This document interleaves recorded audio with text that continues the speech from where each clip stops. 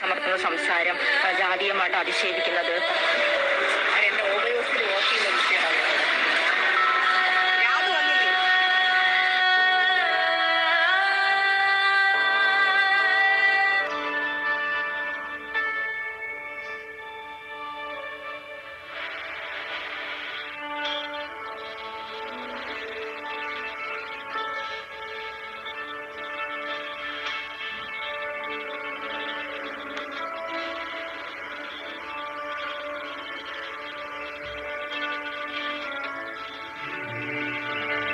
ഇന്നത്തെ കാലത്തുണ്ടെങ്കിൽ ആൾക്കാരെ വിശ്വസിക്കാൻ പാടില്ലെന്ന് പറയുന്നതിന് ഏറ്റവും വലിയ തെളിവാണ് ഇങ്ങനത്തുള്ള സംഭവങ്ങൾ. ഇന്നത്തെ കാലത്തുണ്ടെങ്കിൽ എല്ലാവരും മെയിനായിട്ട് നോക്കുന്നതെന്ന് പറയുന്നത് ആൾക്കാരെ പറ്റിക്കുന്നത് എങ്ങനെയാണ്, അല്ലെങ്കിൽ പൈസ എങ്ങനെ ഉണ്ടാക്കാമെന്നുള്ള രീതിയിലാണ് ആൾക്കാർ മെയിനായിട്ട് നോക്കിക്കൊണ്ടിരിക്കുന്നത്. അതിന് ഉദാഹരണം ഇതാണ്. കാരണം എന്ന് പറയുന്നത് ദിയ ഉണ്ടെങ്കിൽ ഈ വീഡിയോ തന്നെ പറയുന്നുണ്ട് അവരെ 3 പേരുണ്ടെങ്കിൽ സ്വന്തം സഹോദരിയെ പോലെയാണ് വിചാരിച്ചിരിക്കുന്നത്. അതോടെ തന്നെ ഉണ്ടെങ്കിൽ അവരുണ്ടെങ്കിൽ വന്ന സമയത്ത് പോലും ഉണ്ടെങ്കിൽ തൻ്റെ കടയിൽ ജോലി ചെയ്യുന്നവരെന്നും പറഞ്ഞ് ഭയങ്കരമായിട്ട് വിളിച്ചുകൊണ്ട് പോയി സംസാരിക്കുക. അതോടെ തന്നെ ഫംഗ്ഷനിലൊക്കെ ഭയങ്കരമായിട്ട് പങ്കെടുപ്പിക്കുകയും ചെയ്യുന്നുണ്ടായിരുന്നു ഒരുപാട് പേര്.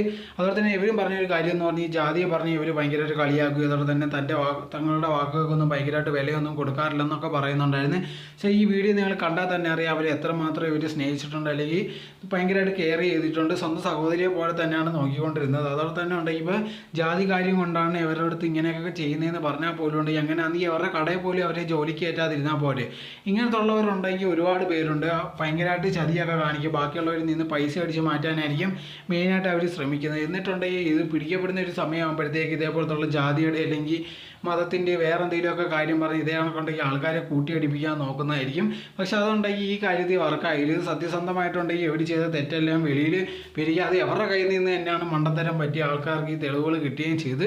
സോ ഇവരുടെ അടുത്തുണ്ടെങ്കിൽ ആരോ പറഞ്ഞു കൊടുത്തിട്ടുണ്ട് ഇതേ കണക്കത്തുള്ള കാര്യങ്ങൾ ചെയ്തിട്ട് ഇതേ കണക്കത്തുള്ള മതത്തിൻ്റെ അല്ലെങ്കിൽ ജാതിയുടെയൊക്കെ കാര്യങ്ങൾ പറഞ്ഞാൽ മതി, ജനങ്ങൾ സപ്പോർട്ട് ചെയ്യുമെന്നുള്ളൊരു കാര്യം പറഞ്ഞു കൊടുത്തു കാണും.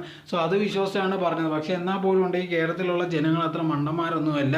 ഇതെല്ലാം അങ്ങ് കേട്ട് വിശ്വസിക്കാൻ വേണ്ടി. പക്ഷെ ആദ്യമേ കുറച്ച് പേര് വിശ്വസിച്ചിരുന്നു. എന്നാൽ പോലും ഉണ്ടെങ്കിൽ അത് കഴിഞ്ഞിട്ട് തീർച്ചയായിട്ടും ഉണ്ടെങ്കിൽ അവരുടെ ഭാഗത്ത് സത്യം ഒന്ന് മനസ്സിലാക്കുകയും അങ്ങനെ ദിയ കൃഷ്ണയുടെ കൂടെയൊക്കെ സപ്പോർട്ട് ചെയ്ത് നിൽക്കുകയാണ് ചെയ്യുന്നത്.